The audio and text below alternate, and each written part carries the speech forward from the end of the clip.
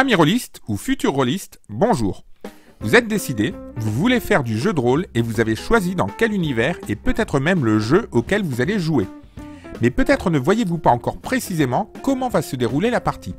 C'est ce que cette vidéo, la dernière du triptyque que je consacre à la découverte du jeu de rôle, vous propose de voir aujourd'hui.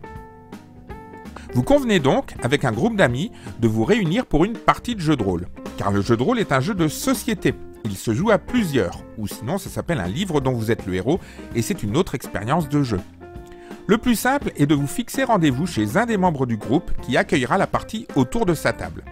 Mais en ces temps troublés, où un virus ou tout simplement l'éloignement de la vie peut empêcher de se retrouver dans un même lieu, la technologie permet, grâce à la magie d'Internet, de se réunir autour de plateformes de discussion qui feront sûrement l'objet d'une vidéo sur la chaîne dans le futur. Le propos n'est pas là pour le moment, mais vous voyez qu'il n'y a plus aucune excuse pour ne pas vous lancer. Que ce soit autour d'une vraie table ou lors d'une session par écran interposé, on va distinguer deux types de joueurs lors d'une partie de jeu de rôle. Le meneur ou maître du jeu, appelé en général plus brièvement le MJ, souvent derrière un écran de jeu en forme de paravent, et les joueurs proprement dits. Au cours d'une partie de jeu de rôle, le MJ, le meneur de jeu, raconte une aventure dans laquelle interviennent des personnages interprétés par les autres joueurs. C'est pourquoi ces personnages sont appelés les personnages joueurs, les PJ. Dans cette aventure, d'autres personnages ou créatures, amicaux ou ennemis, feront leur apparition. À l'inverse des PJ, les personnages joueurs, ils seront eux tous interprétés par le MJ. On appelle donc ces personnages les personnages non-joueurs, les PNJ. À ce stade, notez quelques anglicismes que vous serez susceptibles de rencontrer. Le MJ, en anglais, est le Game Master, le GM. Mais la tradition de Donjons et Dragons, de Dungeons and Dragons, est encore plus forte aux USA qu'en France, et vous entendrez donc également parler de maître du donjon, Dungeon Master, le DM. Notez également que nombre de jeux de rôle attribuent un nom plus spécifique encore au MJ. Dans l'appel de Cthulhu, pour ne citer que lui, le MJ est appelé Gardien des Arcanes par exemple. Ne vous laissez donc pas perturber par toutes ces dénominations. Autres anglicismes, les personnages joueurs sont les Player Characters, les PC, et les personnages non joueurs, les Non-Player Characters, les NPC. Voilà pour ces quelques termes de vocabulaire qui vous feront passer maintenant pour un vrai rôliste. Vous avez donc compris que chacun des joueurs allait incarner un personnage dans une histoire d'aventure. Vous aurez donc besoin d'un certain nombre d'informations au sujet de ce personnage, à commencer par son nom et son aspect physique. En outre, chaque personnage possède des capacités qui lui sont propres et qui l'individualisent clairement des autres personnages. Toutes les caractéristiques du personnage que vous jouerez sont indiquées dans un document que l'on appelle la feuille de personnage. Ces feuilles de personnage sont spécifiques du jeu de rôle auquel on joue et leur aspect varie du très simple au très complexe. En conséquence, avant de faire réellement une partie de jeu de rôle, vous passerez généralement par une première étape que l'on appelle la création de personnage, au cours de laquelle vous remplirez les renseignements de cette feuille, depuis les capacités de base jusqu'au nom du personnage que vous allez incarner au cours des parties ultérieures. Dans certains cas, notamment dans le cas de parties d'initiation, vous pourrez néanmoins jouer un personnage dont la feuille sera pré-remplie et qui vous sera fournie, par exemple avec le livre de base du jeu ou avec le scénario auquel vous jouez. Une telle feuille pré-remplie d'un personnage prêt à l'emploi est ce qu'on appelle un pré-tiré. La partie peut maintenant réellement commencer. Le MJ vous décrit la situation. Désireux de vous rendre à la taverne la plus proche pour y trouver de l'aventure, deux routes s'offrent à vous. Une première qui traverse une forêt que vous savez être hostile, où tous les dangers vous menacent. Tandis qu'une seconde route, en terrain découvert, vous obligera à traverser un pont enjambant un profond canyon. Vous voyez qu'une partie de jeu de rôle fait essentiellement intervenir l'imagination. S'il le souhaite et s'il a le temps de le préparer, le MJ pourra éventuellement préparer des maquettes ou des plans représentant la scène avec des pions pour représenter les personnages. Mais souvent, toute l'action sera simplement décrite par le meneur. À charge au joueur de se faire une représentation mentale de l'action. Pour citer une expression qu'affectionne le bon MJ, on parlera de théâtre de l'esprit. C'est maintenant qu'arrive la question classique du MJ au joueur. Que faites-vous ? À partir de maintenant, toute la narration dépendra des choix collectifs de joueurs.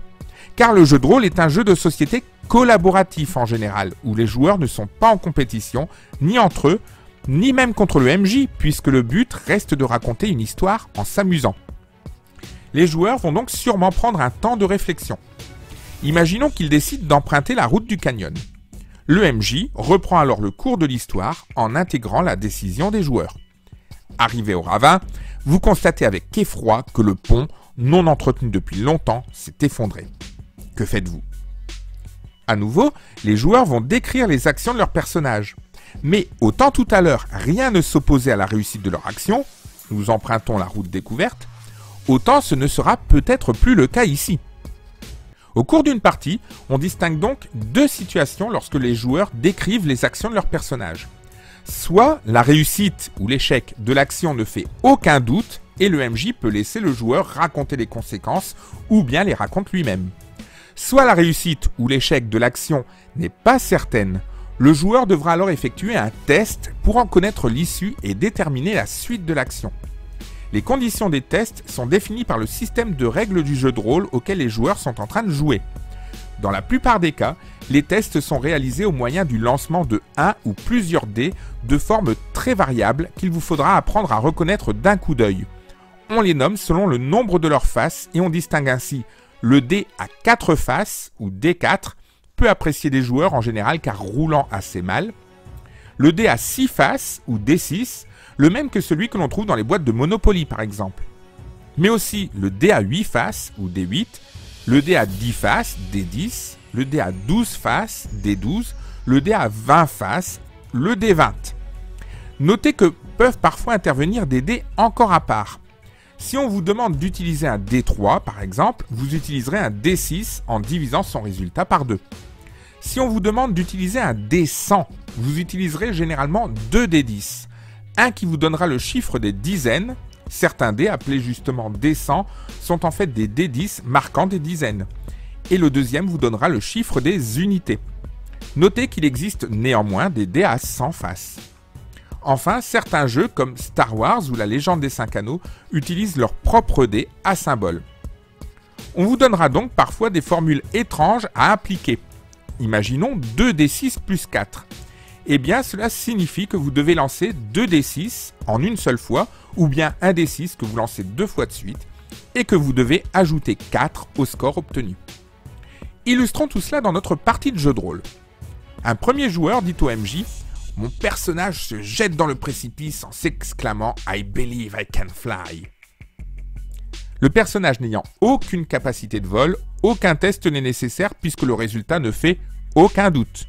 Le personnage finit sa course et sa vie au fond du gouffre. Un deuxième joueur dit alors « Je prends un élan le plus grand possible et je m'élance pour franchir le précipice en sautant par-dessus ». Si les deux bords du précipice ne sont pas trop éloignés, l'action est peut-être réalisable. Le MJ va alors demander un test pour savoir si l'action réussit. Si le test est réussi, le personnage parvient de l'autre côté du précipice. S'il échoue, le personnage finit lui aussi sa course tout au fond du canyon, à moins que le MJ ne soit gentil et dise « Juste à temps, ton personnage comprend que ce saut est au-dessus de ses forces et s'arrête avant de tenter l'impossible. » Mais dans tous les cas, les dés ont décidé, l'action a échoué. Les joueurs des personnages encore en vie se résignent alors à traverser la forêt. Ils n'ont qu'à marcher, il n'y a donc pas de test à effectuer. Le MJ reprend la narration. Au cœur de la forêt, la végétation devient moins dense et vous tombez nez à nez avec une troupe de gobelins qui vous aperçoit et fonce sur vous. Les PJ vont devoir combattre. Comment se déroule le plus généralement un combat en jeu de rôle ? Les combats sont en principe découpés en tours de combat dont la durée est définie par le système de règles. L'ordre dans lequel les joueurs vont pouvoir intervenir pour décrire les actions de leur personnage est défini par une caractéristique appelée initiative.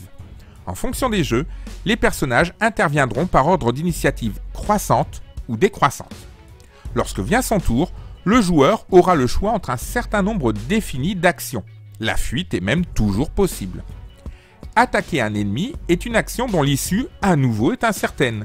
Vous l'avez deviné, il y aura donc un test à effectuer. On parle ici d'un test d'attaque. Si le test échoue, L'ennemi réussit à parer l'attaque.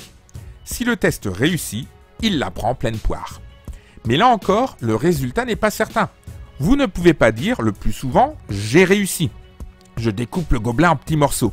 Non, il vous faudra généralement lancer des dés pour connaître les dégâts que vous infligez à votre ennemi. Les dégâts que vous infligez à vos ennemis, mais aussi que les ennemis peuvent de la même façon vous infliger à vous, conduiront de manière variable, suivant les jeux, à affaiblir, blesser, voire tuer votre personnage. Vous voyez donc que le jeu de rôle consiste à raconter une histoire dont les éléments incertains seront résolus d'une manière définie par les règles.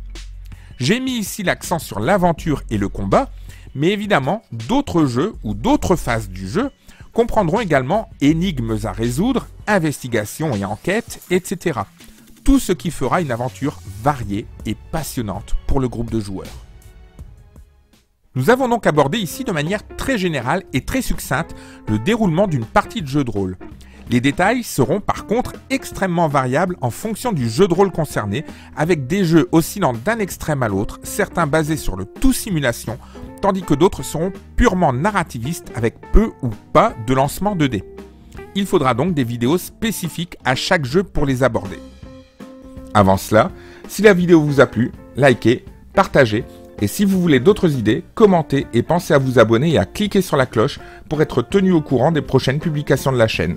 En attendant, soyez prudents, portez-vous bien et à bientôt pour une nouvelle vidéo JDR pratique.